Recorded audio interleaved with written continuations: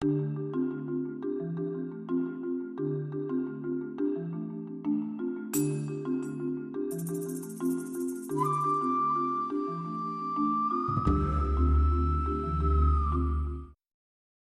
good evening, everyone, and welcome to our Montana World Affairs Council program. We're so glad you could be here tonight. I'm Mark Johnson, the founder of the council, and again, thank you for joining us. Thank you for coming out. I think we're going to have a fascinating discussion tonight. We mark the beginning of our 2014-15 Distinguished Lecture Series tonight. And since the council was founded back in 2000, we've done about 250 programs of one sort or another, many like this, in either communities or classrooms across the state of Montana. And I mean that literally. We've gone from Webo in Westby in the far northeast corner to Eureka in the far northwest corner. And what we find is, at those levels, students and communities, there is great interest in the world around them. So that's very satisfying for us.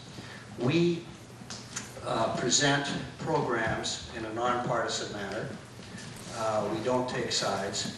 And our goal is to bring distinguished speakers like tonight who can discuss with you important global issues.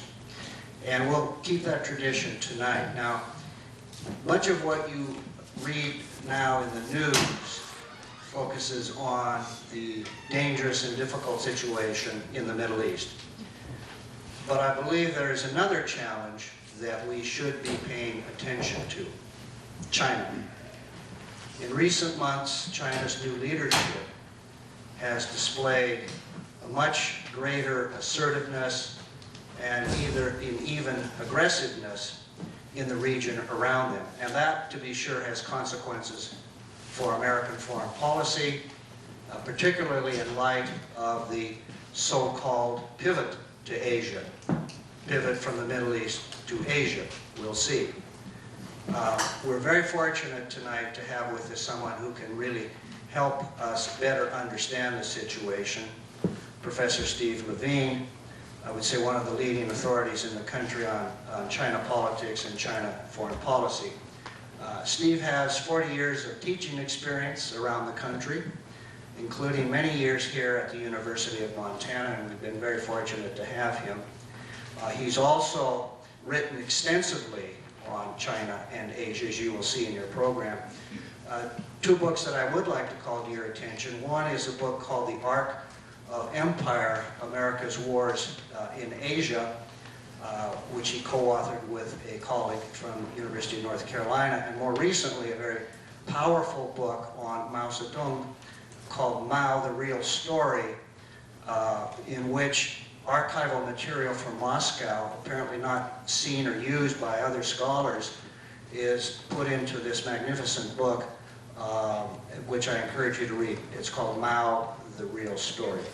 And Steve is also very active in the community. He gives a lot of his time. He speaks to high school students. He speaks to middle school students. He is active in the MOLLI programs here on campus, the Montana Osier Lifelong Learning Institute. And he's been very supportive to the World Affairs Council of Montana. In fact, I'll share a little insight with you. It was in this very room almost 15 years ago that we did our first program. The council didn't even exist then. It was a presentation on the Balkans. I'm glad Steve and a couple others were there because I probably couldn't find the Balkans on a map at that time. But the program was well received, and it convinced me to launch the council the following year. So it was based on this experience we had in this room. One last point I want to share with you. This past June 4th marked the 25th anniversary of the Tiananmen Square massacre in Beijing, China. Chinese security officials opened fire on protesters who were demanding greater democracy and openness. Somewhere in the hundreds and possibly even the thousands were gunned down. To this day, the Chinese authorities have refused all commentary all mention of that event. Steve took it upon himself to launch an international campaign to ensure that people around the globe would not forget this event, and many signed up, including people within China. So we have a very special person with a lot of insight and experience. So please join me in welcoming Steve Levine to the Montana World Affairs. Thank you. Thank you very much. Am I projecting out there? I have so many wires on me. I think I'm on one of these TV detective programs in which I'm supposed to inform to somebody, inform to the chief of police. Mark, thanks very much for that introduction. I must say these days mostly I talk to my dog, and he's quite as responsive as some of the students I had in the past, but it's something else. Normally, one begins a talk like this with some joke or story, but I never remember jokes and I don't tell stories well. So instead what I'm going to do is reverse the order that you usually have when you have a concert, in which you have an opening act, which is a lesser quality, and then you have the named performer. What I'm going to do actually is begin, if I can. This is not a PowerPoint, by the way. This is just a sort of handmade craft. Let's see if I can get this. Yes, okay. We're going to do Confucius. All right. So we're going to start with just a couple of minutes of Confucius and a very famous Chinese poet named Li Bo, and then we're going to come to the main act, which is much lesser significance, namely myself. But we actually have at the University of Montana a Confucius Institute, which has nothing to do with Confucius. And so I thought that I would start by sharing with you my favorite Chinese personality of all time, and that is Confucius. You see the dates that he lived in.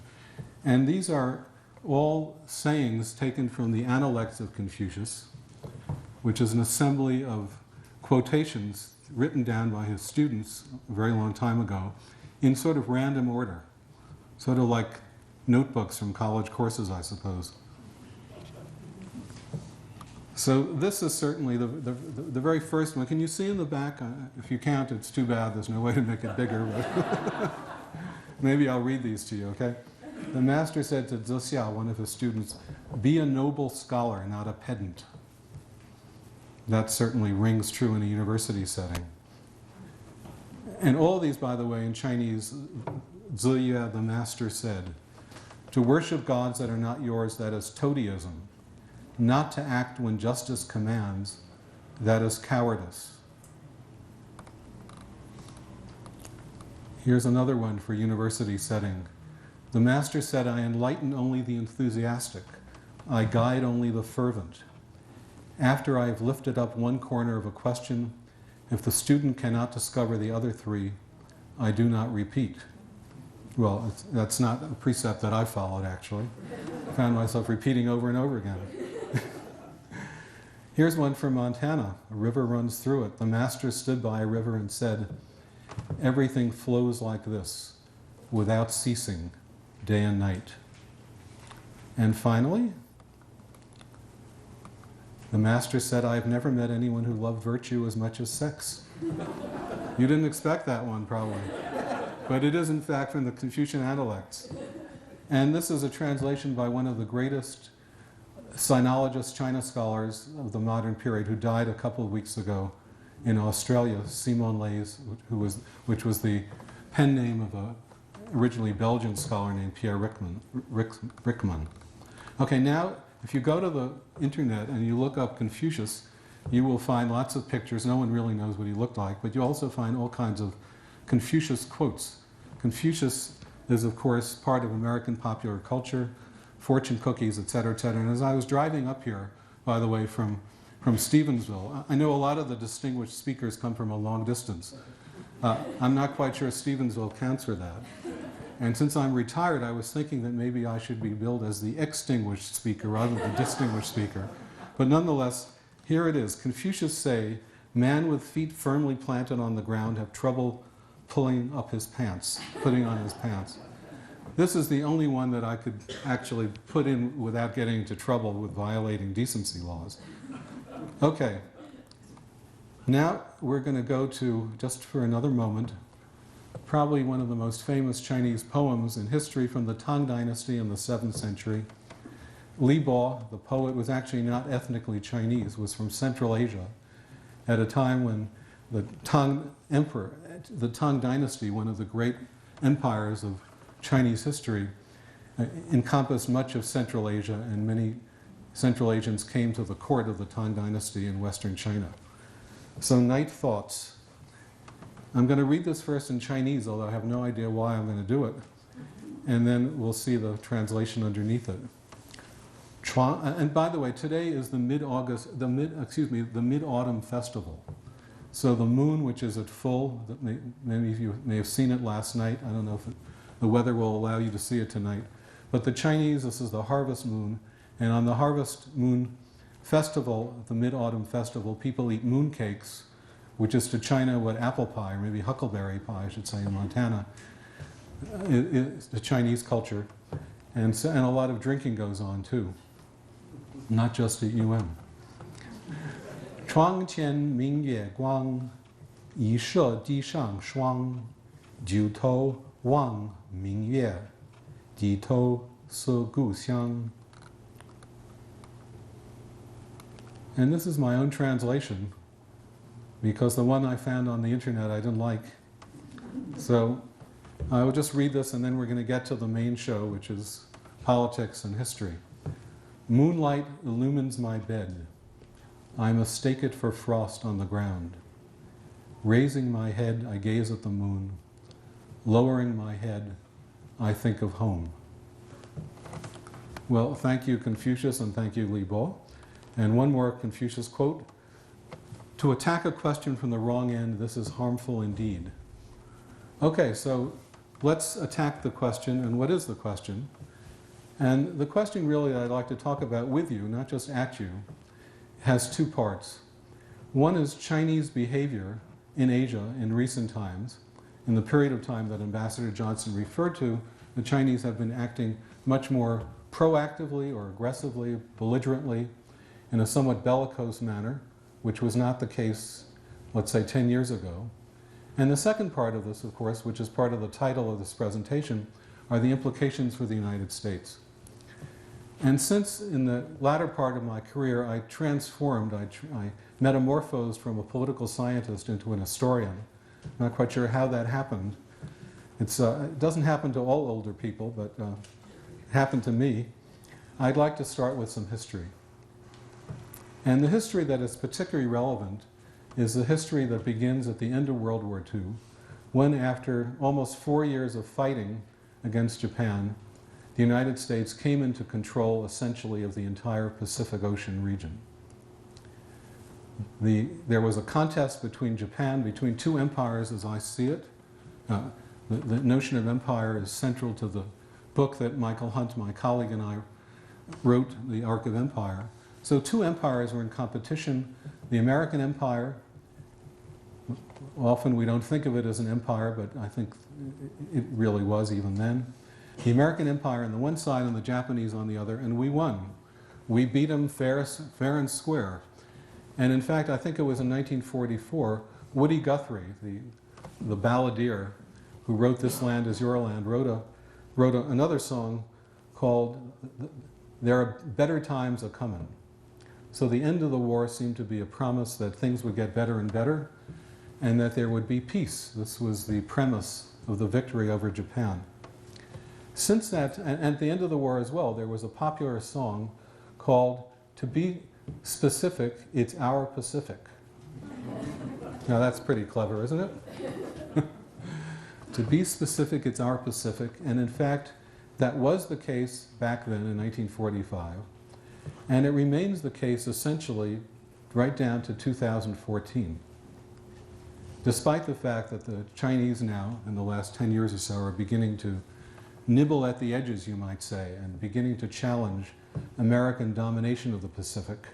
Although, as I will say in a little while, they're nowhere near yet having the military capacity or anything like the alliance connections to be able to make a significant challenge to American domination.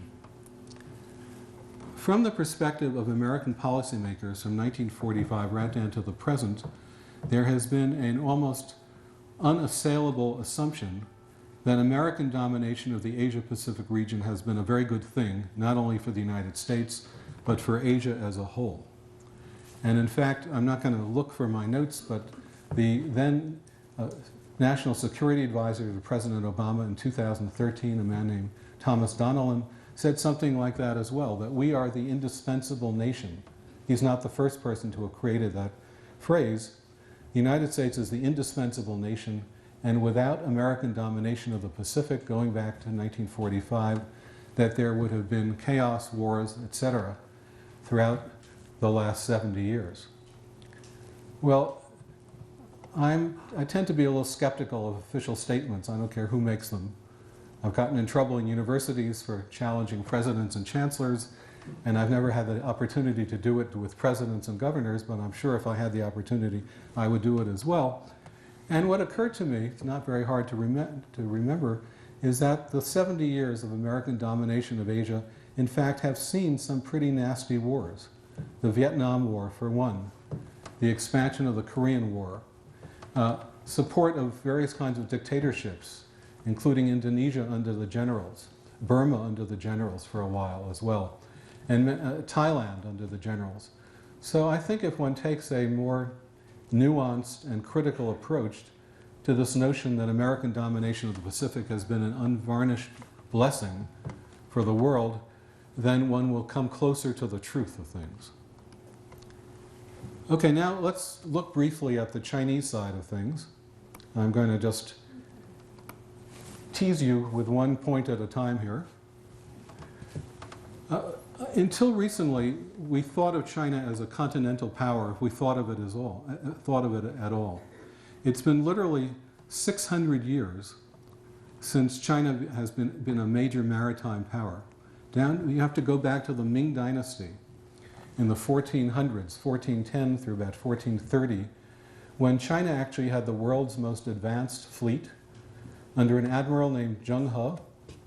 And that fleet of boats, which was basically engaged in commerce, traveled as far west as the east coast of Africa, down as far as contemporary Mozambique, visited the Arabian Peninsula, and also was very active in Southeast Asia. Shortly after this, though, in the early 1430s, a Ming emperor, Yongle, you don't need to know that name, but nonetheless there it is, put a stop to it and thought that China's maritime commerce posed a kind of security threat to the empire. So he forbade any further kinds of maritime excursions, and it's really not until the 1980s, it's a very long time historically, that China has made a serious effort to recoup its status as a sea power as well as a continental power. And although this is a terrible pun, this is happening under the Chinese president whose name is Xi. It's not the same word in Chinese at all, but Xi Jinping, the contemporary president of China, who took office in 2012, has been at the forefront, I think, along with his naval and other military commanders, in trying to push China out into the Pacific Ocean and to challenge, again at the margins I would argue, American domination of the Pacific. I'm just looking at the time here so that I don't go into my 2.5-hour seminar mode. I would be here by myself, I'm afraid. Okay, so one of the major themes of contemporary international relations, of course, as you all know, which is probably why you're here, is the rise of China. In the several decades since the death of Mao Zedong in 1976, and with the coming to power of Deng Xiaoping as his major successor, China has transformed its international politics. It has transformed its domestic economy and society. Rather than being an inward-looking, largely inward-looking, ideologically driven, poor country with great pretensions but very little power, which is what China was during the Maoist era, from 1949 to 1976. Under Deng Xiaoping's leadership and that of his successors, China became a country that was focused on economic development, and that economic development required, so Deng believed, and his associates as well, opening to the outside world, allowing in international investment, joining the global economy, and playing at least by many, if not all, of the rules of the international system. Rules that were established by Western countries, including the United States in the first place, at a time when China really was virtually powerless. So there's a kind of disconnect right there between the system which China joined beginning the 1980s and the notion that China has of itself, the self-perception of China as a major country which should be not only a rule respecter but a rule maker. And so that part of the dissonance or part of the potential conflict between the United States and China comes from this notion of a rising power challenging an existing dominant power. Well, there's an enormous international relations literature about all this. Much of it, I was going to say unreadable, but that's unfair. Readable with some difficulty, I think, if you know the jargon correctly. But basically, one of the major themes of that literature is that there is an almost historical inevitability of a clash, often a military clash, between a rising power and a dominant power. The notion being that the dominant existing power will not yield power to a challenger, and that the challenger, feeling that its time has come, that its time to be in the sun, so to speak, has come, and that the old dominant power is slipping, will not give up until a point is reached, often by accident, by some kind of small military clash that can develop into a major war, that some conflict will occur. And if you go back in history, modern history, there are certainly ample precedents to show that this has occurred, but it doesn't happen all the time. So the question then really, in terms of US-China relations, is there going to be a clash at some point, or is accommodation possible? And in Washington, as well as in Beijing, and in think tanks, both in Shanghai and Los Angeles and other places like that, there's a variety of opinions on this matter. Both in Beijing and Washington, however, the official word, both from the White House and from the Chinese center of power, Zhongnanhai, is that conflict is not inevitable and that the United States and China can get along with each other. Well, that remains to be seen, and the evidence at this point is rather mixed, I would say. Okay, let's now come to the notion of China confronting Asia. And what I'd like to suggest that the first confrontation that China has is not with powers outside of itself, not with foreign countries, but domestically. In terms of security, in terms of national security, Chinese leaders in Beijing must, and in fact do, pay their utmost attention to maintaining domestic security in a context of a country which, despite external appearances notwithstanding, is actually in a state of often very considerable turmoil. There are tens of thousands, maybe a couple of 100,000 of small incidents in China every year in which people get angry over something, often the transfer of land, the confiscation of land by local governments, or some other perceived or real slight, as the government, the all-powerful government, often at the local level, sometimes even more powerful than nationally, crosses the interests of people who have no opportunity to resist effectively. And so China actually, for the last few years, has been spending more on domestic security than it has been on its military. And that's a rather astounding, and the military budget has increased tremendously over the last 10 years as well. So the notion that domestic security must take precedence over the security of military budget is really something indeed. Now, two other areas I think of concern to the Chinese authorities, for good reason, are Tibet and Xinjiang. These two territories together occupy probably about close to half of the Chinese landmass. Very small populations in each one, enormous territories, and populations that for the most part are not ethnically Chinese, not Han Chinese.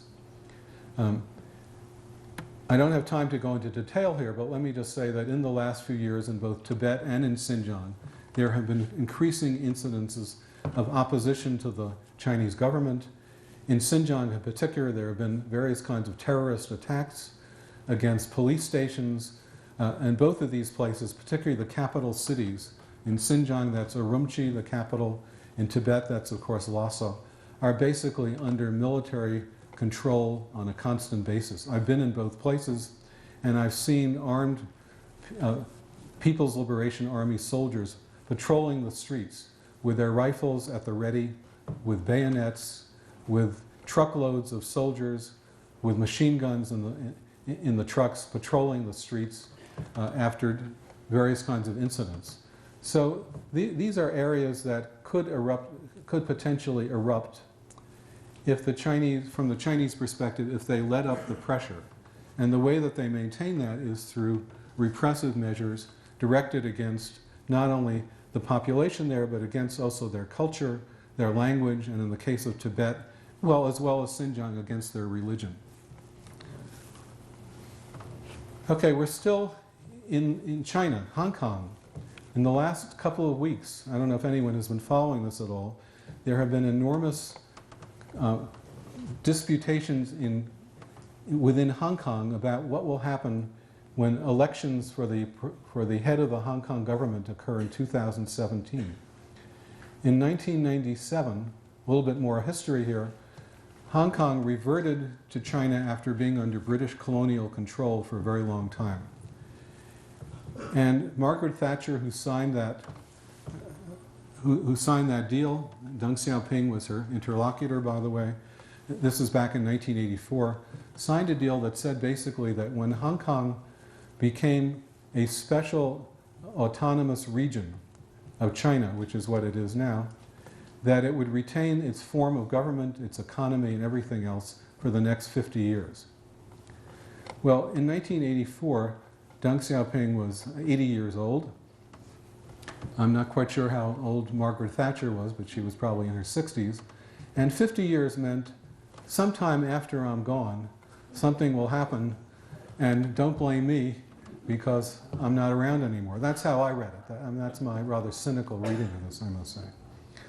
The point is, however, that since 1997, the leadership of Hong Kong has basically been appointed from Beijing, has been appointed from Beijing through a process which depends upon, and this is rather odd when you think about it, since China is still governed by a communist party, through a committee that is dominated by Hong Kong's wealthiest people. It's business tycoons of various sorts. These are the ones who sit around and then take direction from Beijing and then decide who is going to be the next head of the Hong Kong administration. In 2017, universal suffrage was promised by China to everybody in Hong Kong. And the question then would be, who would nominate the leader, the people who would run for election? If you have to have an election, you could have just one person, I suppose. That's what they do in China. But Hong Kong was supposed to be a democracy. And so the question then was, who would nominate the candidates? And the answer, which came out just at the end of last month from the Chinese Congress, the National People's Congress, was that this same body of people who have been doing it in the past will nominate the candidates, which means essentially that Beijing will get to choose whoever it wants to be the next head of Hong Kong. There has been an enormous popular movement involving hundreds of thousands of people in Hong Kong out on the streets demonstrating to have free democratic elections. And the Chinese response has been, well, under the British, there were no free elections. It was a colony. And when Britain, including the last British governor, Chris Patten, wrote something recently saying that Britain should intervene, the Chinese said, none of your business. You didn't promote democracy. Why are you trying to push it now? So Hong Kong is another problem. And the reason why the Chinese government doesn't want democracy in Hong Kong is because if Hong Kong, a Chinese city, can have democracy, why not Shanghai? Why not Beijing? Why not Chongqing? And if that happened, what would happen to the leadership of the Chinese Communist Party?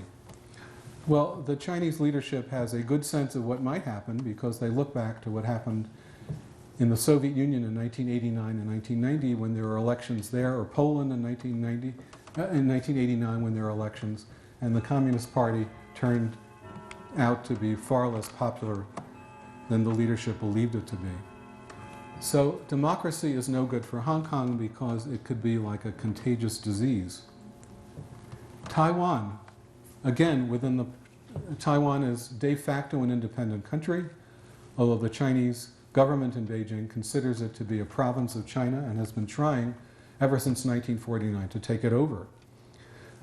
It has offered to Taiwan the same deal that it offered to Hong Kong.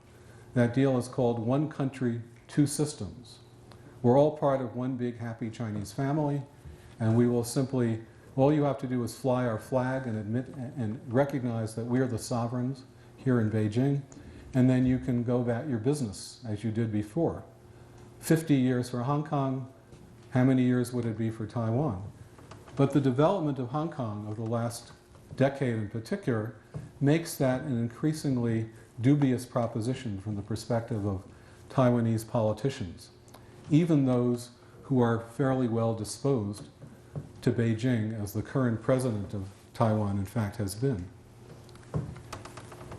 Okay, now let's take let's metaphorically anyway look at what I'm calling the near abroad. This is actually a term that the Russians use, not the Chinese. But the point I want to make here is that China's security concerns are focused on the countries closest to it. China is not really a global power yet in the sense that the United States was, or even that the Soviet Union was, let alone the British Empire in the good old days. So security is focused on Central Asia, it's focused on Korea, and it's focused also on Japan, of course. Since the fall of the Soviet Union in 1991, China has become the major economic player in Central Asia. Historically, the Central Asians, who are far outnumbered by the Chinese, of course, looked to the Russian Empire, as well as later to the Soviet Union, in a sense, to protect them from the perception of Chinese demographic aggression, to use a rather provocative term here.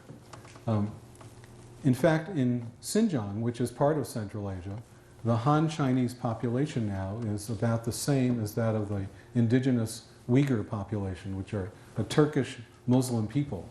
So there has been movement of Han Chinese, not just in modern times, but historically, going south and northwest and southwest, etc. So there is really a sense in Central Asia that China is potentially a security threat. But that has not materialized really, and in fact the Central Asian countries, which are themselves kind of leftover communist dictatorships, in fact in some cases the very same leaders who were Communist Party secretaries in 1991 when the Soviet Union collapsed are still in power 2014.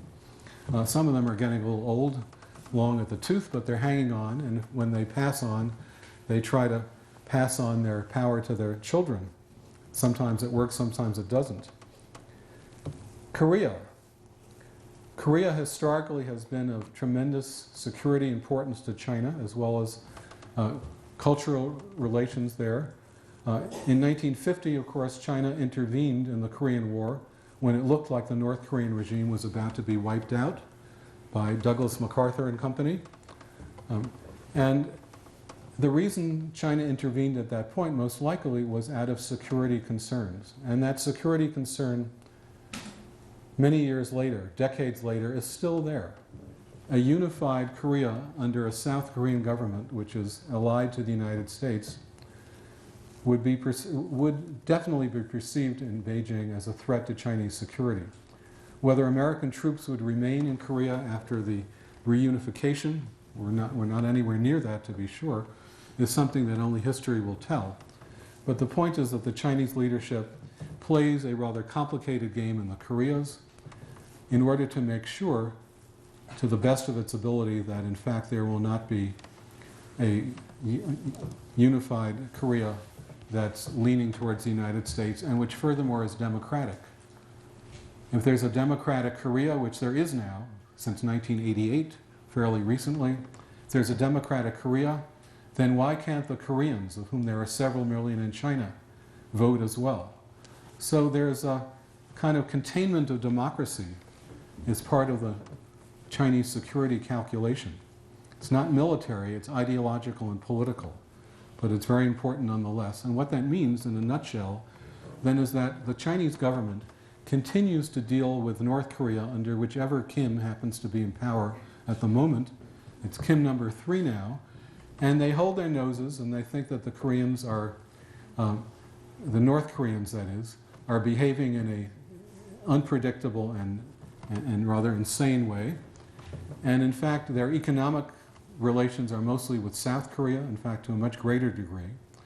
And it's often been said that the Chinese could, if they wanted to, shut down North Korea by withholding energy supplies and foodstuffs and whatnot. And there's hope in Washington sometimes, going back to the Clinton administration, that that's precisely what China has done. But it has not done it, and it will not do it, because whatever the appearance may be, China and the United States have very different interests on the Korean Peninsula. And people in Washington are fooling themselves if they think that we are going to work hand in hand with the Chinese on this issue. It's not, it hasn't happened, and it's not going to happen. Okay, I'm keeping an eye on my clock here, and let's move on to Japan.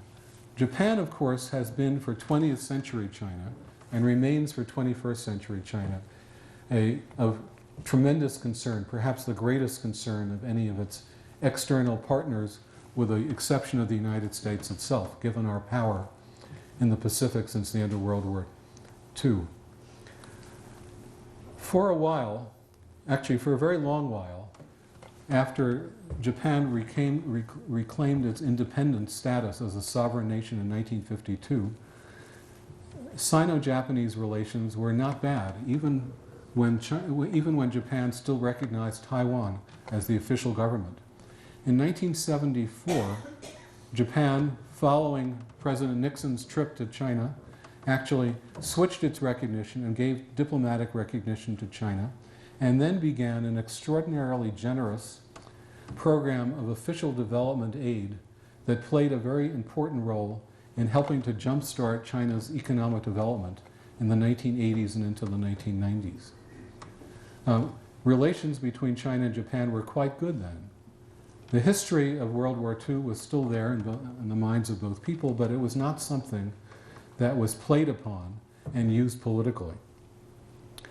What has happened, however, since the late 1980s, and here I think the Tiananmen incident of 1989 that Ambassador Johnson mentioned is relevant. What has happened since then is that the Chinese leadership, first under Jiang Zemin and then right up through Xi Jinping, has taken the tack of playing upon a very sort of hyper-nationalist strain of Chinese politics. Communism is dead in China. Nobody believes in it. Maybe the one or two people still there somewhere, probably not on the Chinese Communist Party. And so what's happened, and this is literally true. I mean, I have quite a few Chinese friends who are members of the Chinese Communist Party and who take it as seriously as anyone here in the audience would be. I don't see any of my friends from China here, but in any case, so anyway, the point I'm making here, a serious one, is that nationalism, a very kind of dynamic, increasingly sort of chip-on-the-shoulder nationalism is maybe one way to put it, has taken over as the ideology of the Chinese Communist Party, and the Chinese leadership has both helped to create it, but also has to respond to it because it has a life of its own. Younger generations of Chinese, the so-called the Fun Qing, the angry young people, who are on the internet by the tens of millions, ready to criticize the Chinese government if it appears to be soft. So there's a kind of dynamic here that's very difficult to manage in Beijing. And there's a Chinese expression, once you mount the tiger, it's very hard to get off. And the Chinese leadership has mounted the tiger, and so they're stuck in a way. But this is also their raison d'etre. This is what China is about now, restoring the glory of the Chinese empire of the past and resuming China's place in the world.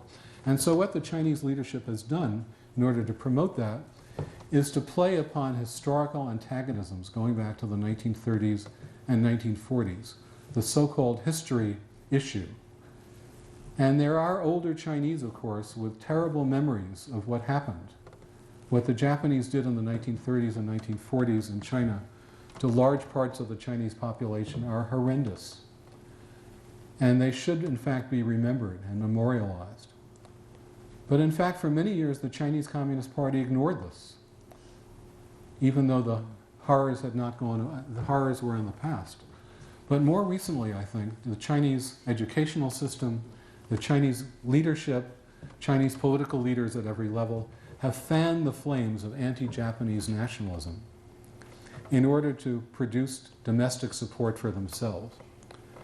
And what this has meant then, periodically there have been riots, anti-Japanese riots in China, attacking, if nothing else, if you see a Toyota parked on the street, you can take out your rage against Japan by torching someone's Toyota. Or if there's a Japanese restaurant, you can go in there and, well, I guess you wouldn't go in there. You can boycott sushi.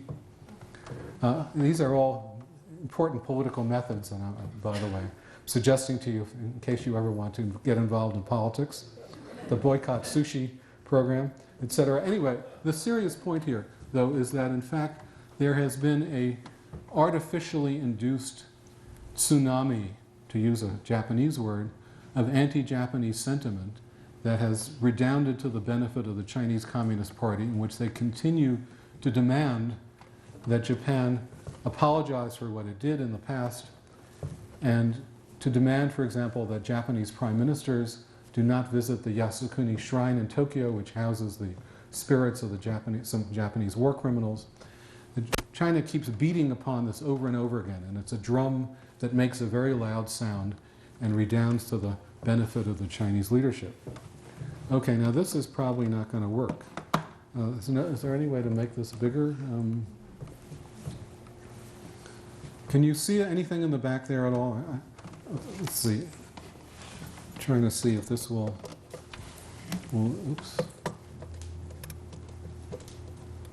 Nope, it doesn't. Okay. All right, well, sorry. This is not a PowerPoint. As I said, this is a homemade, just a text file with a couple of maps in it. Let me just, there are two areas in which China now is in conflict with its neighbors over maritime territorial issues. What's that? Do you want me to make it bigger? Can you can do? Okay, there's.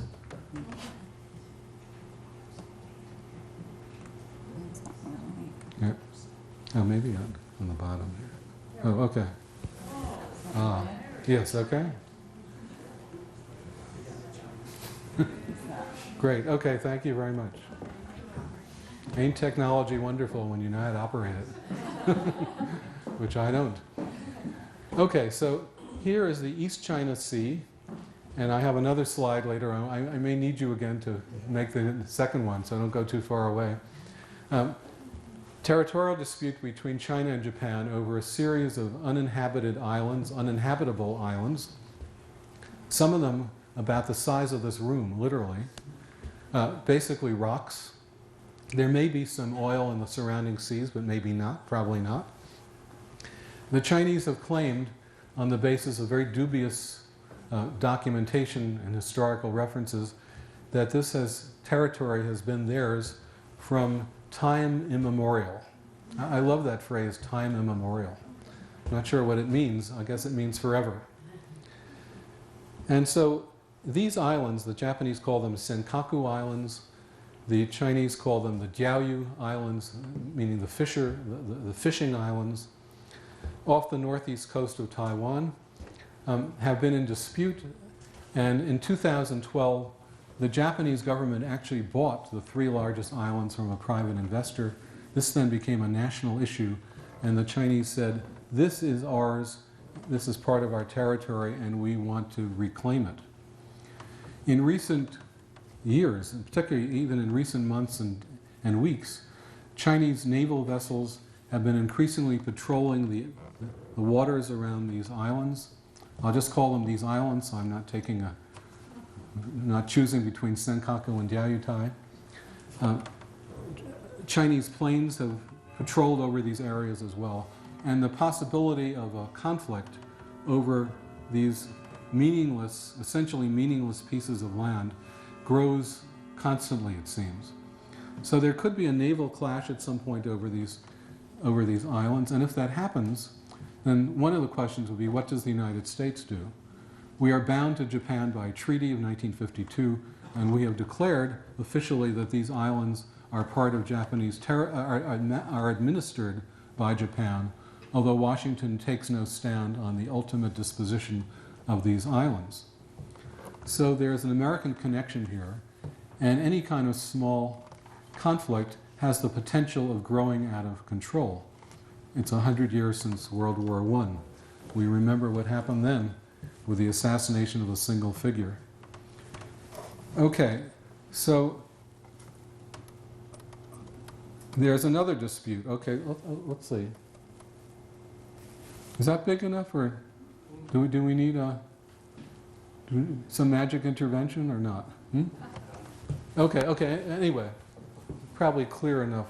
In fact, okay, what you see here is the famous 9 dotted line. There are many more dots than 9 here. It's also called often the cow tongue. An appropriate thing for Montana, I guess, with our ranching industry. So the Chinese cow tongue, let me use that term, is hanging all the way down, past the Philippines, off Brunei, an independent country, Malaysia, and off the coast of Vietnam. The Chinese say this is part of the South China Sea, and the Chinese say these islands and these territories have been ours from time immemorial. Thank you, yes. So in 1974, the Chinese attacked and took over control of one of these groups of islands, the Paracel Islands, from then South Vietnam, when the South Vietnamese government was on its last legs.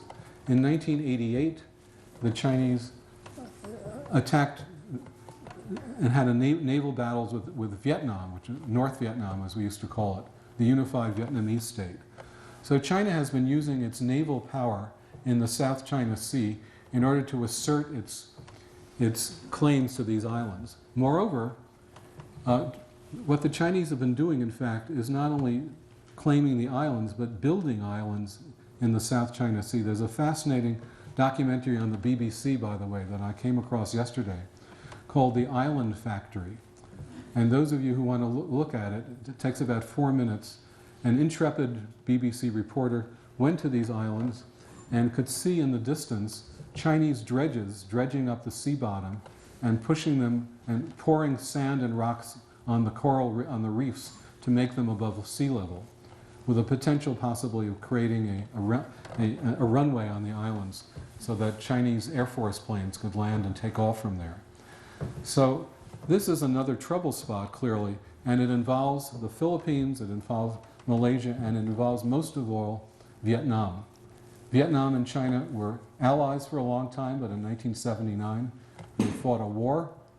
The Chinese attacked Vietnam, and since then Sino-Vietnamese relations have been up and down. There were very large anti-Chinese demonstrations in Vietnam recently over the Chinese stationing of an oil rig in disputed territory that the Vietnamese said was part of their exclusive economic zone. These are zones that go out 200 miles from the coastline. Okay, I'm going to quickly move to U.S.-China relations. I know that I'm doing what the Chinese call viewing flowers from horseback. Again, a very appropriate Montana metaphor, I suppose. Okay, let's come to the heart of the matter in terms of U.S. policy in the Asia-Pacific region.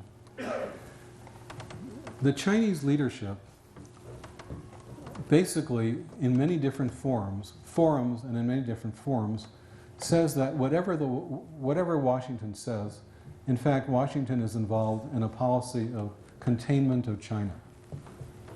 President Clinton may smile, President Bush may shake hands, President Obama may smile, but in fact the Chinese say this is all for show. In fact, the American military and political posture towards China is hostile, that China is a rising power, that in the past China accepted this position of inferiority, but no more. And so in China, there are people at the fringes of politics, some of them military men, who speak in the most bellicose terms of a future Sino-American war in which the Chinese will reclaim hegemony or leadership over the Pacific and put the United States in its place, which from their perspective is on the other side of the Pacific Ocean. The view from Washington, again going all the way back to 1972 to President Nixon, all the way to the present with President Obama, is that the United States officially welcomes the rise of China. It welcomes the development of a peaceful China, and that in fact the United States has been, and this is true, a major market for Chinese goods. The United States has facilitated the entrance of China into the global community. And that therefore all the Chinese need to do, and this has been repeated in Washington for some time, is to be what one official called a responsible stakeholder in the international community. Now that sounds pretty nice, a responsible stakeholder, like a good member of the homeowners association or something like that. But in fact, as Chinese read that phrase, it means if we play by the rules of the game that you created, then you're okay with that. If we continue to accept a subordinate position, then we're okay with that. Otherwise, you are going to continue to try to hold us in check. Okay, I'm coming towards the end here because I'm taking too long, I know. And where's, yes, okay. You shouldn't have said that, Mark. It's not fine, okay. Let's talk about the pivot to Asia. When President Obama came into power, of course, as we all know, 2 wars were going on, neither one of which he was enamored of, particularly the one in Iraq, and therefore there was going to be a new beginning. And what that meant, in terms of policy terms, was what was called at the time pivot, which always seemed to me quintessentially basketball term, and the pivot. And as we know, President Obama likes to play basketball. So a pivot to the Asia Pacific, turning away from the areas of secondary concern in the Middle East, supposedly, and now focusing on the big game, namely US-China relations, which seem, in the early 21st century anyway, to be the most important relationship, great power relationship in the world. China now has the 2nd largest economy in the world. Its military has been growing substantially, although its military expenditures are still dwarfed by American military expenditures. It is developing a blue water navy, something that we went crazy with when the Soviets tried to do that in the 1970s and 80s. And they have been increasingly, as I said before, both in the East China Sea and the South China Sea, acting in an uppity fashion, including very recently, some of you may remember just a couple of weeks ago, the United States for decades now has been conducting close-in patrols off the Chinese coast, fairly close in international waters, but collecting intelligence and gathering information that is of use to military planners back in Washington, as well as American planners in Okinawa, part of Japan. And so a Chinese jet fighter intercepted an American intelligence plane and came within, I think, 30 feet of it, which is, let's see, the distance from here to, I'm not quite sure what row that is, but very close. Certainly fit into this room very easily. Then did a barrel roll in order to display its armaments, and then went away. And there was also an incident at sea. There have been incidents as well between Chinese naval vessels as well as Chinese quote-unquote fishing vessels, which are really not fishing vessels, and Japanese naval craft as well as Japanese Air Force craft as well. So these are not accidental. These are all manifestations of the Chinese showing that they're there, that this is our territory. They're staking out claims bit by bit on the sea and in the air. And they did this also last year by declaring an air defense identification zone. I don't have a map for that, but basically what they said was that any plane entering into the zone, which included parts of Japanese territorial waters, had to report to China and identify themselves. Well, this was again a provocation. The pivot, however, has not really occurred for two reasons. The first reason is that the United States continued, even through the period of preoccupation in Afghanistan and in Iraq, as a major player, the dominant player in East Asia. There was no need to pivot because we never turned away, in a sense. Maybe the press did, maybe certainly American troops were involved in Iraq and Afghanistan, but even at that point there were still substantial American garrisons in Korea and in Japan in particular on the island of Okinawa, as well as bases in Central Asia at that point, and the capacity for the United States far exceeded anything that the Chinese had or will have in the next probably 10 or 20 years. I guess that's an arguable point. But for example, the Chinese have one aircraft carrier now, which is a refitted Ukrainian aircraft carrier that they bought for, I'm not sure what it was, which used aircraft lot it came off, I'm not quite sure. The United States has 11 aircraft carriers in the Pacific, and so the imbalance between American military power and Chinese military power is still very great indeed. The second reason why the pivot did not occur is that we are still engaged as we were before, and re-engaging, in fact, as we sit here, or stand in my case, in the Middle East. We never seem to get over that either. So that the situation in Syria and Iraq and elsewhere in the Middle East is not going to go away. And American public opinion and American military assets, maybe not ground forces, but air forces and naval assets as well, will continue to be very much involved in areas that are far from the Asia-Pacific region indeed. Okay, let's try to wrap things up, and then we have time for questions and discussion. Let's take a long view on this. Maybe in the same way that Margaret Thatcher and Deng Xiaoping did in 1984. In fact, some years ago I published an article which took a 30-year time frame looking at Japanese-Chinese relations. And I said, 30 years, I said I checked the actuarial tables, and 30 years is beyond the time that probably a person of my age is going to live. Therefore, if I turn out to be wrong, it doesn't matter because I won't be around to hear the criticism. So let's do the same thing here now, perhaps. The choices essentially that the United States faces, and it faces it together with China really, because we're in this together, is whether Washington wants to continue to try to perpetuate the post-World War II order in which it was the hegemonic or leading power, dominant power. Something based upon military power in the first instance, based upon an alliance system with Japan, with South Korea, on and off with the Philippines, for a while when there was a South Vietnam as well, and increasingly now with new partners, you might say. Vietnam and the United States now, historical enemies, are now cooperating very closely in a sense, or increasingly closely. So one option is to try to perpetuate the old order, and the other option is to try to work with China and other countries in the Asia-Pacific region towards a new regional order of some sort, in which the United States will necessarily, of course, continue to be a major player. We're not leaving Asia, we're not leaving the Pacific. We have been a Pacific power since the 19th century, and that will continue. Beyond the foreseeable future, I would say. Let me up the ante there. But in that potentially new regional power, international order in Asia, which we're a far distance from getting to be sure, there will be combinations and permutations that have seemed almost impossible until recently.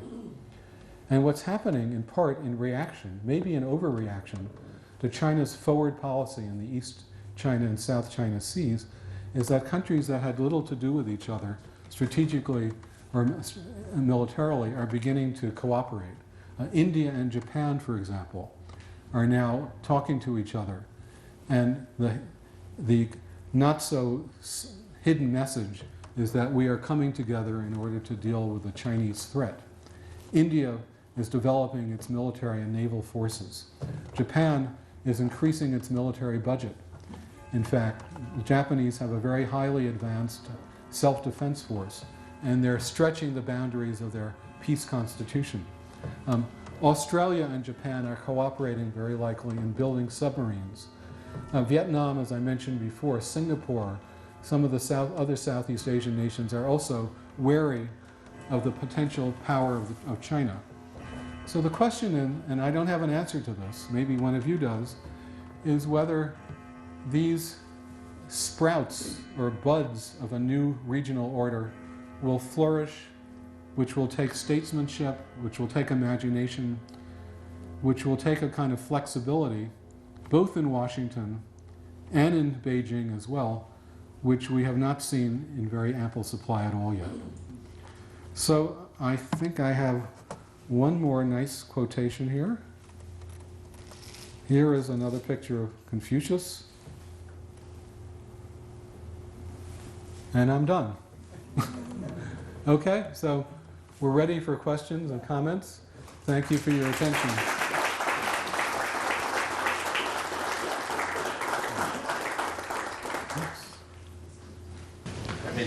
I've been dying to ask this question for like 10 years, and I don't know any political econ, so I'll leave that part out of it.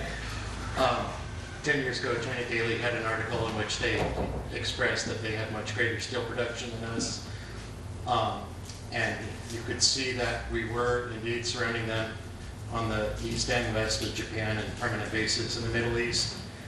And we have that naval presence. And they were working on long-term or long-range missiles, and we were working on a missile shield. So it made me wonder, and I don't even know if this counts as an analysis or a question or what would happen if they flooded the market with cheap steel, put United States workers out of work, and provoke the war. And in light of what you said about Japan and India also surrounding them, I just want to know what would happen. How realistic is that? How unrealistic? Far-field?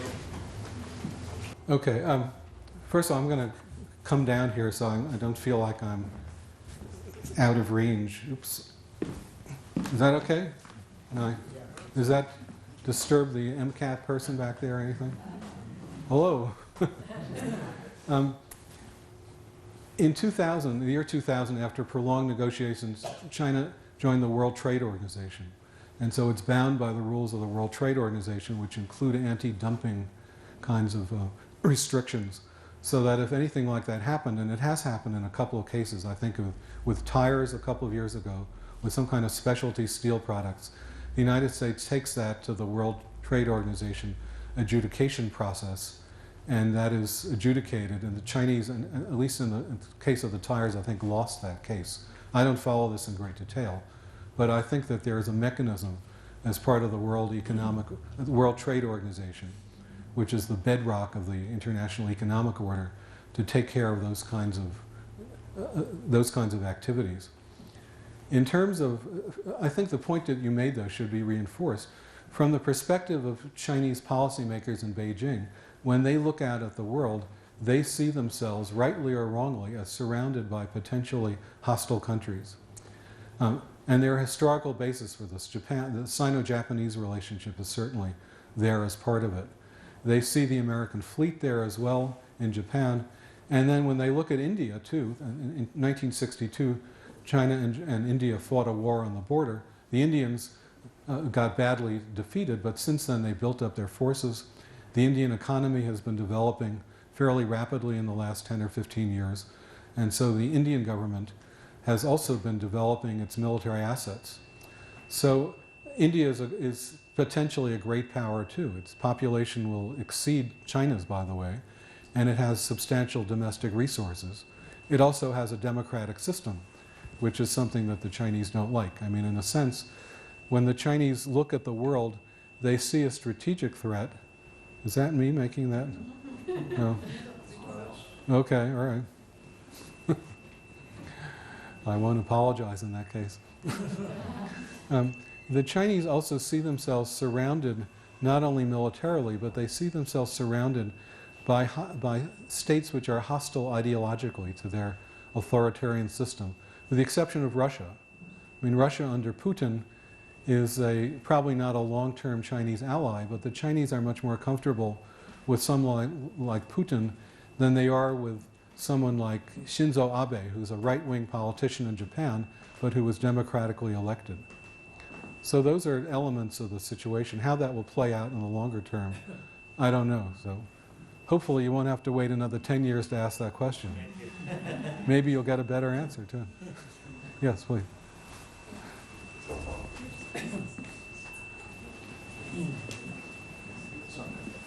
Oh, is it on? We are all aware of the pirates that operate off the Somalian coast, and we regard the Somaliland as a dysfunctional state, at least not a responsible one to the interests of worldwide shipping. And so we're all paying the price of perhaps anti-piracy techniques.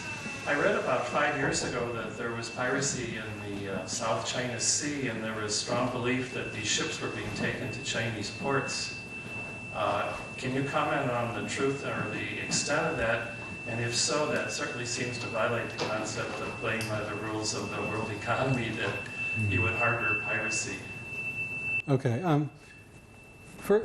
First, let me say, by the way, that the Chinese People's Liberation Navy, as it's called, the Chinese Navy, has taken part in the anti-piracy activities off the Somali coast.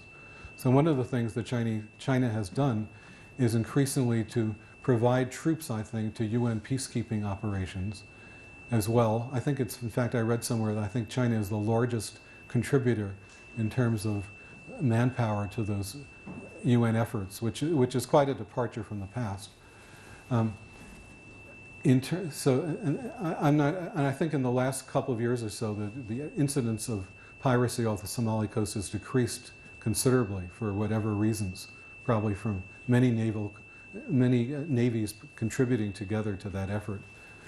I know that there was considerable piracy off the Indonesian coast, and I don't know that really whether any of those ships were taken to China. I do know that some of them were taken into Indonesia itself, that in fact there were ships that were not Indonesian ships. Indonesia has a small and rather antiquated navy as far as I'm aware. And so given the size of the country and the number of different ports, that these ships were being captured and taken, I think, to Indonesia. But I might be wrong on that, and I'll have to look into it. So I'm sorry I can't answer better than that. Do you want me to recognize hands? I can, yeah. Well, let's, okay. Woman over here. Given that example that you just made of cooperation from China with other organizations in helping curb the pirates of Somalia, do you see other areas of possibilities where China can be involved in a cooperative way with other nations that would help smooth the seas, make them more involved in the area with their other Asian neighbors in positive ways, such as that example? Yeah, that's an excellent question, and I think the answer is yes. There are ongoing efforts now in which China is involved in global anti-narcotics efforts, for one thing. I think for relief efforts in countries that have suffered extreme damage, in the Philippines, for example. I'm not exactly sure what role China played after the great tsunami of, what was it, what was that, 2000, I've forgotten now what year it was, 2004, something like that. Anyway, yeah, there are all kinds of issue areas in which cooperation does occur. The question, though, really is whether, taken together, those issue areas of cooperation are sufficient, along with another area of cooperation, which is basically economic. I mean, there are enormous positive sum gains between China and its trading partners, including the United States as well. Whether those are large enough to cancel out this suspicion, this strategic suspicion, which is inherent, I think, in the nature of the beast, you might say. That, I mean, military planners and strategists are paid in order to think up worst-case scenarios in which their countries may be attacked by almost anybody. I mean, I think at some point, wasn't it, did we read that there were plans on the Pentagon to defend against a Canadian invasion? Well, we do live in Montana, so maybe that's not so far-fetched, right? No, I'm being a little facetious here, forgive me. But no, the point is that historically there have been many cases in which there have been positive interactions among countries which shortly thereafterwards went to war because their strategic fears or ambitions, as the case might be, outweighed all the positive things that were going on. And the point is that these different activities are usually carried out by different sets of people. So that, in fact, if you go to Washington, you will see, embedded in the American bureaucracy and in Beijing as well, large numbers of people who have been working together in Sino-American cooperative relationships. Disease control would be another one, for example. So I'm not denying that those exist, and I'd like to think that they will get increasingly important, but whether they will outweigh the long-term strategic suspicions is not at all clear now. Okay. Hello, Professor. Before I raise my question, I want to say a comment. It's like, in my point of view, like after calculating the cost and the benefit, I think maybe it's like just keep the situation right now in the Eastern China Sea and the South China Sea, just like make China like conflict with Japan and other country, because once they get in war, will the American government like support the ally to like fight with the Chinese, or if is it the Russia will get engaged? And another question is, what's your point of view the the China and the U.S. relationship in the future? Okay, well, let me see if I get all of that, and if I leave something out, just remind me of what it is that you said. The notion that the United States would go to war with China over the Senkaku or Diaoyu Islands is a horrible thing to contemplate. We have two nuclear-armed countries with enormous military assets and with enormous possibility for damage. One somewhat facetious suggestion I read recently was that there should be a joint effort to destroy the Senkaku, the islands entirely. I mean, how many bombs would it take to knock out several islands the size of this room or something like that? Or, more positively, to turn them into some kind of an international or multilateral territory that could be a marine park or conservation area. So I hope that some creative thinking will be done on this, and that Japan and China, which have been circling each other over these islands, circling with their naval and air assets, will not allow the situation to deteriorate any further. It would be an enormous tragedy that could really bring in other powers as well. Russia, you mentioned Russia is not involved in this at this point. I think that even during the Soviet period, the then Soviet Union had a very hard time asserting itself as a Pacific power, even though it had a Pacific fleet out of Vladivostok. Under Putin for the last 14 years now, basically, Russia has really focused on its European heartland and on its western and southern periphery. So I don't think that Russia has the capacity now to get involved in any kind of military way in East Asia. What it is getting involved in, of course, is through energy. A huge energy deal was signed between Russia and China just sometime a few months ago. I think it was I forget the exact, maybe 20 or 30-year term, an enormous transfer potentially of Russian energy. Russia has enormous amounts of energy. China has to import most of its energy now.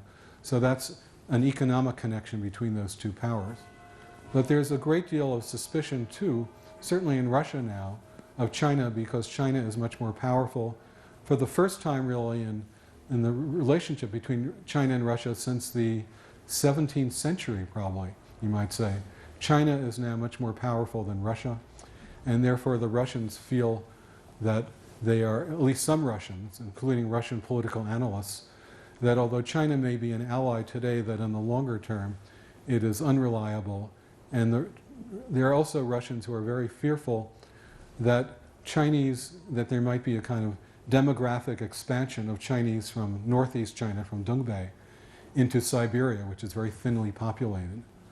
So that after the fall of the Soviet Union, a population of about 8 million people in the territory east of Lake Baikal, which is the major freshwater lake in Europe, a territory of probably 1,000 miles with 8 million people in it, across from Chinese provinces with about 120 million people, and many Chinese illegally crossing into the Russian border, working very hard, establishing themselves economically, and a fear then that Russia will lose its territory there. So I think that's an overblown fear, but there's still a sense of anxiety about the possibility of that happening.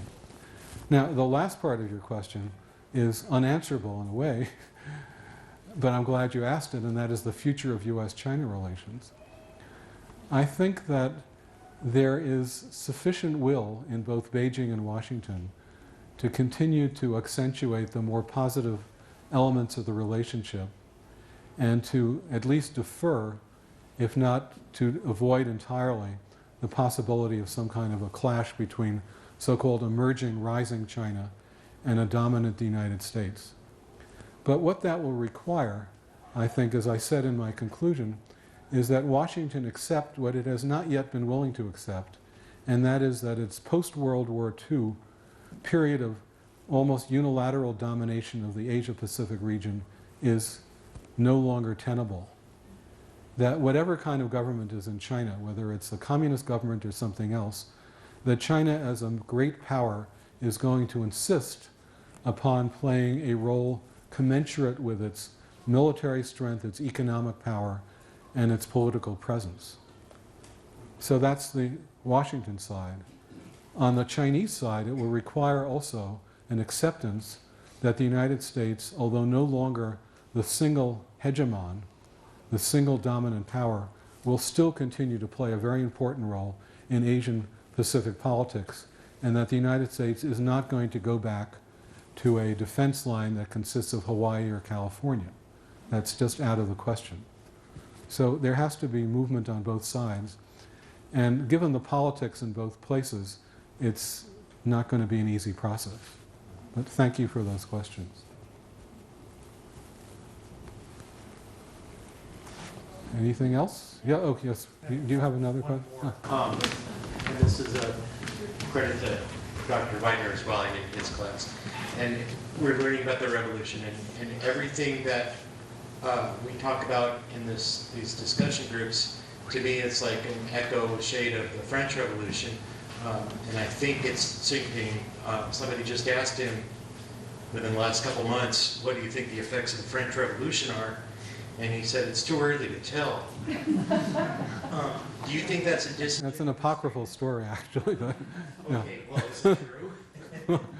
No, you're referring, this was sometime in, what, 1969 or 70. Premier Zhou Enlai was that. Is this what you're, okay. Okay, now anyway, well, it's a great story anyway, so let me tell it, even though it's not true, okay? You know, great stories are often not true, so. History maybe is boring because it is true. I don't think that really. No, shortly after the student uprisings in Paris and throughout France in 1968, so maybe a year or two afterwards, the then Chinese premier, Zhou Enlai, was asked, what do you think about the uprisings in France? And it was misinterpreted as, yeah. So he said, too early to tell, and that somehow got transmuted into too early to tell about the 1789 French Revolution. Yeah, there's a little. One around again. Yeah. So, yeah, that's a story that will never die because it's so great. Right? Doesn't have to be true.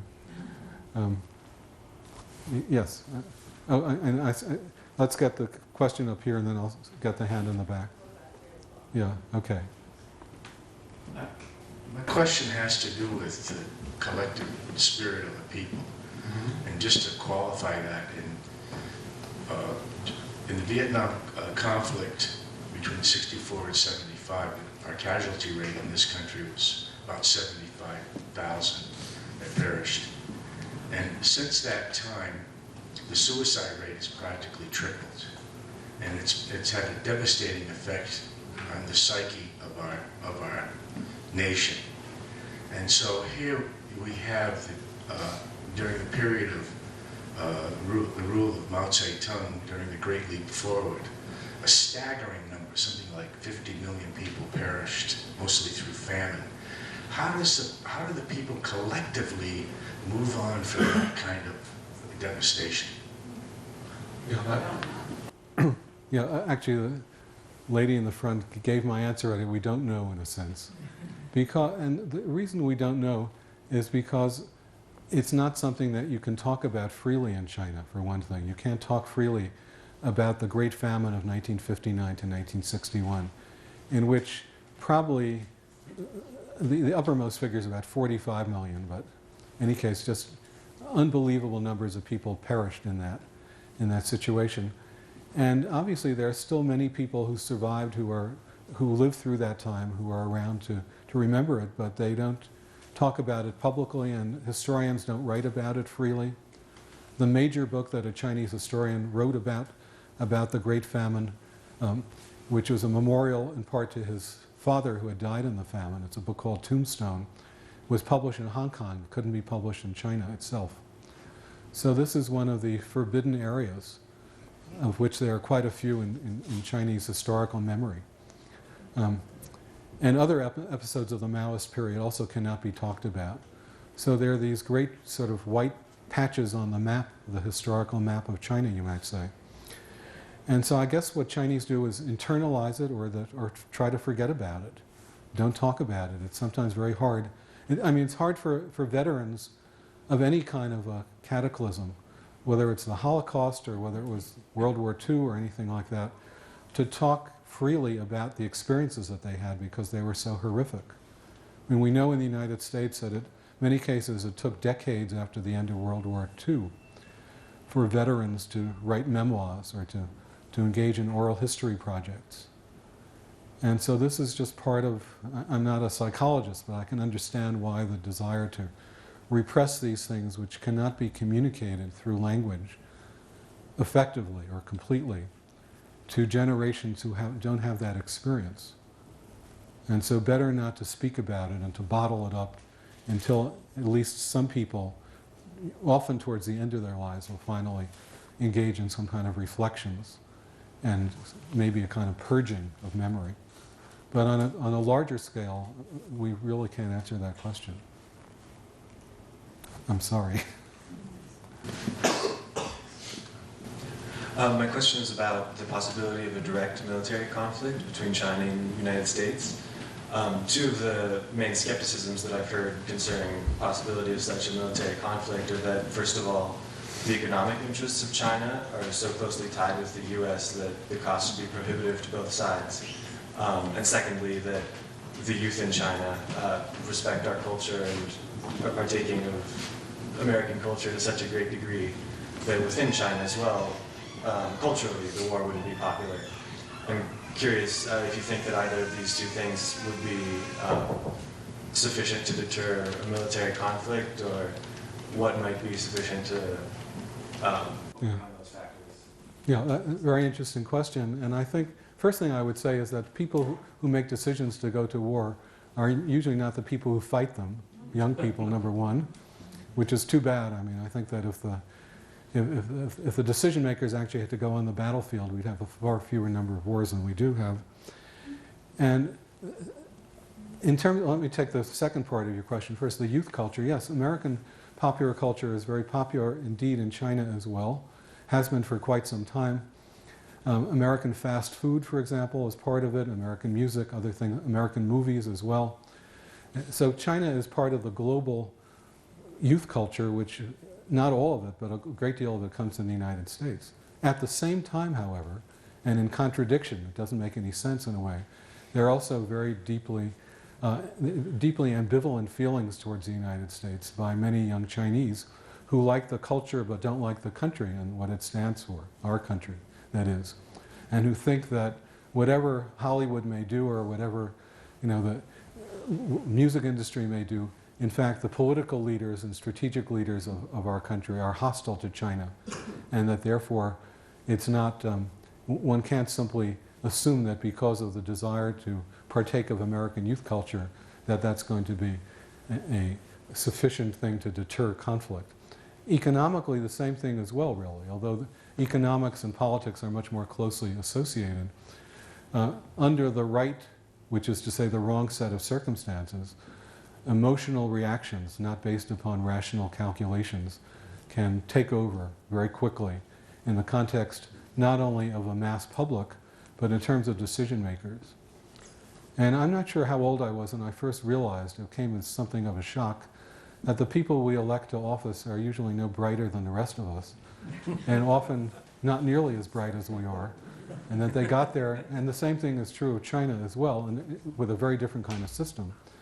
So that to rely upon the rationality of decision makers in Washington or in Beijing is to rely upon something which might be as ephemeral as a, snowstorm on September 10th, just tomorrow.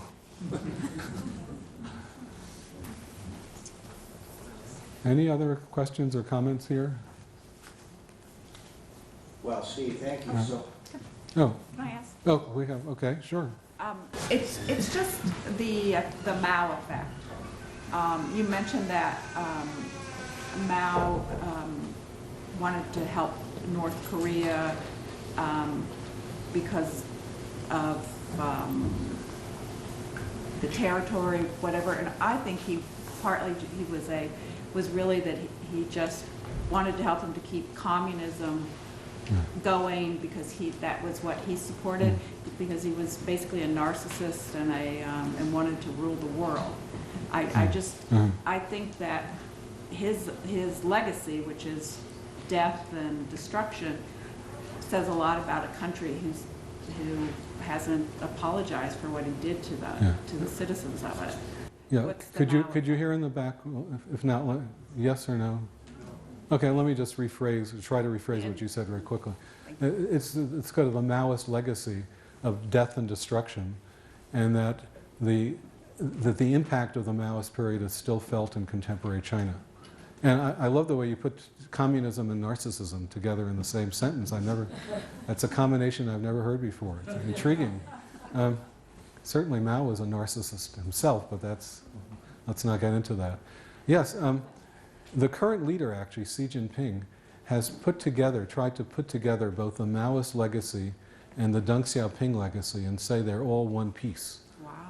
Which is quite a stretch in some ways, but in another way, absolutely correct. Politically, it's probably more or less correct. I mean, the current Chinese regime, it seems to me, Deng Xiaoping was in power basically from 1978, 79 till the mid-1990s. He died in 1997.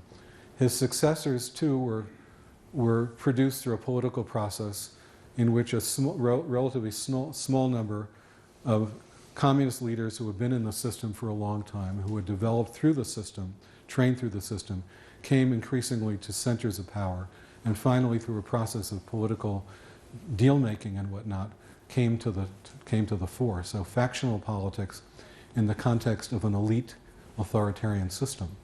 So that part is still there for Mao, and the current leader, in fact, Xi Jinping, who's been in power for a relatively short time, has been, according to things that I read, I have no direct evidence of this, has been aggregating power to an extent that no leader since Mao has aggregated, actually, not even Deng Xiaoping, and that he has put his personal stamp on decision-making in both foreign policy and domestic policy.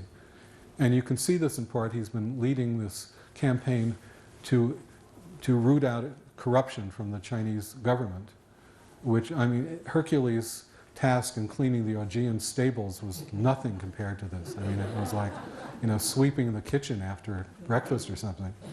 So, but there have been some major people who have been caught up in this Xi Jinping anti-corruption drive, and will continue to be so, including some people, one man who was actually in the innermost circle of power on the Political Bureau Standing Committee. But Mao's remains, or whatever it is, in the mausoleum in Tiananmen Square is still there, and large numbers of people troop past there in utter silence. I've done it myself, and look at that thing in there. And the difference, I think, in 1956, when Nikita Khrushchev, the then Soviet leader, criticized Stalin in his so-called secret speech to the Soviet Communist Party Congress in February 1956, within 5 years, it created an enormous stir throughout the communist world, as you know.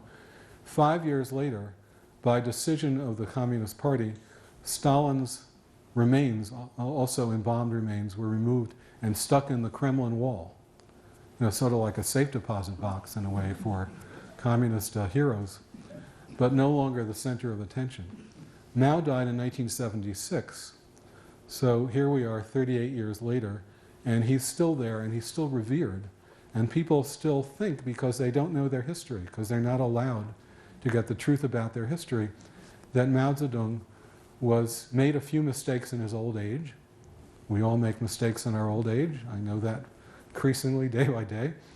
But that basically he was a good guy, and that and what population has been led to believe and has been taught, and this is actually an official, history in China is official. It's not something that's written by just anybody. In 1981, the Chinese Communist Party leadership at the highest level gave Mao Zedong a grade. I'm being a little facetious here, but they said that Mao, and this is the same grade that Mao gave Stalin, by the way, that Mao was 70% good and 30% bad. Now, as a professor I'm an extinguished professor, as I said now, but I taught for many years, 70 is a C, right? So it's a passing grade, but it's not that great. So, but this is the official verdict, and it still stands today. So 33 years later, Mao Zedong still has a C grade, and he's still there in his mausoleum. And it will take some extraordinarily brave leader of China to confront the continuing presence, this kind of ominous presence, that Mao's shadow continues to project over Chinese politics, not over the Chinese economy. That's very different now. But as long as Mao is worshipped still, or regarded in that way, I think that's a bad sign for the future of China. It's almost impossible to imagine that, except for a small fringe element in contemporary Germany, that Hitler would be worshipped.